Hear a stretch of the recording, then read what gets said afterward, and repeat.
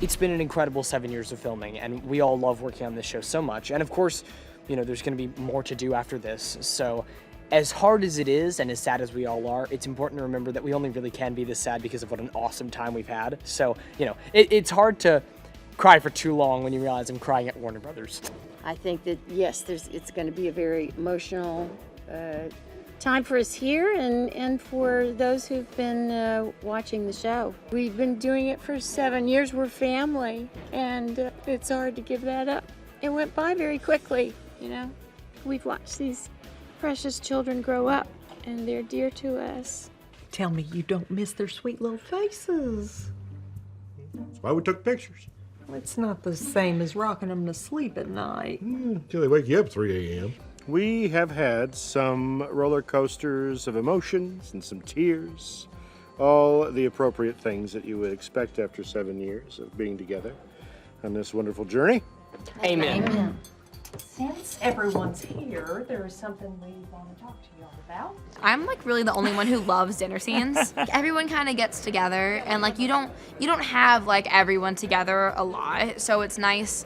It feels like a good catch-up moment, like whenever you can kind of just sit down, and by the end of the day, everyone's delirious, and it's half crazed, but it's so much fun. It feels like a real family dinner. You know, there's a lot of talking, there's, you know, some noise, there's some... A little bit of everything. A little bit of What you everything. would see at an actual family dinner is here. Yeah.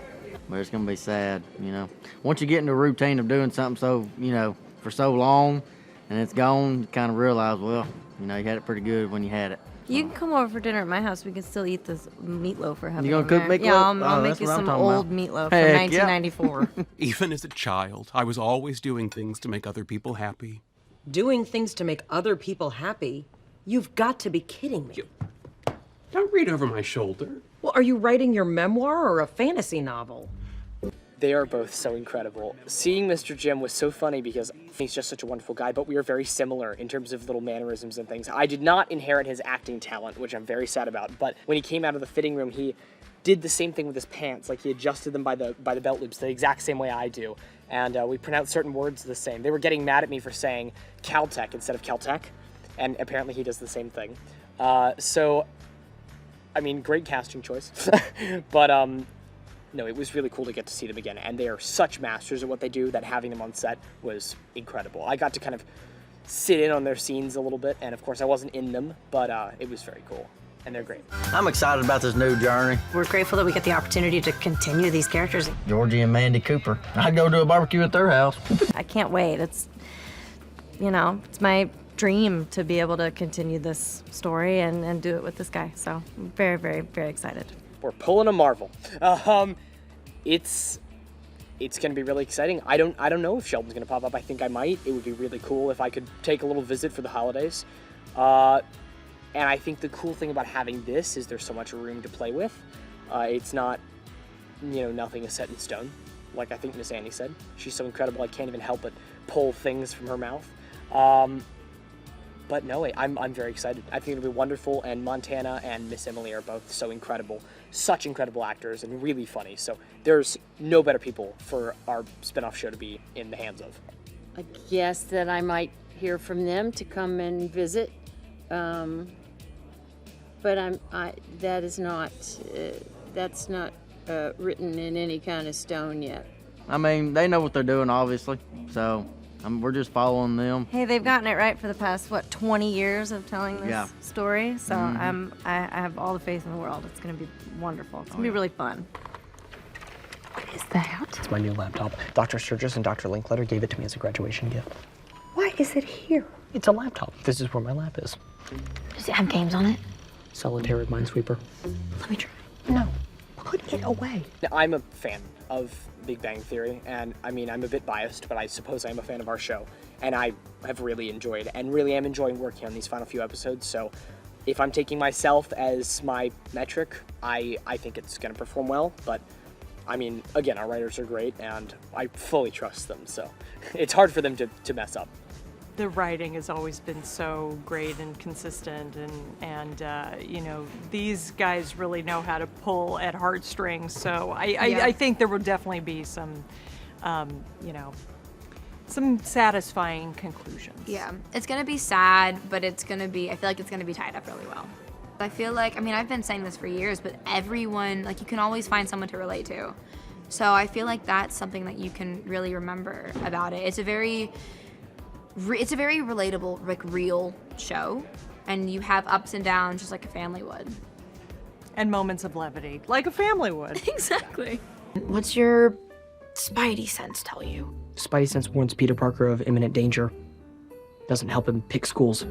I would hope that in 20 or 30 years, or in 10 or 20 years, I hope that people who watch this show my age or a little older are watching with their kids or are saying, oh, remember that Young Sheldon? That was funny. I always liked that. Or it being nostalgic. Or, if somebody was watching a clip of it or rewatching old episodes, they were like, oh, I remember watching that when a while ago. I'd like it to be a piece of nostalgia and a comfort show. Kind of like, I can't even rank us along with Big Bang Theory because they're on another level. But I would love to be kind of comfort TV, like Big Bang Theory. It'd be nice. Well, I've loved every minute of it. I love these kids, and it's been a very happy place for us to come and do the work, and that for an actor is sort of the ultimate, to have, loving, sweet, accomplished actors to work with and wonderful scripts to perform. It's kind of it's not the trifecta, what's the duofecta? It's good. We got to see this family's journey. We got to watch these kids grow up.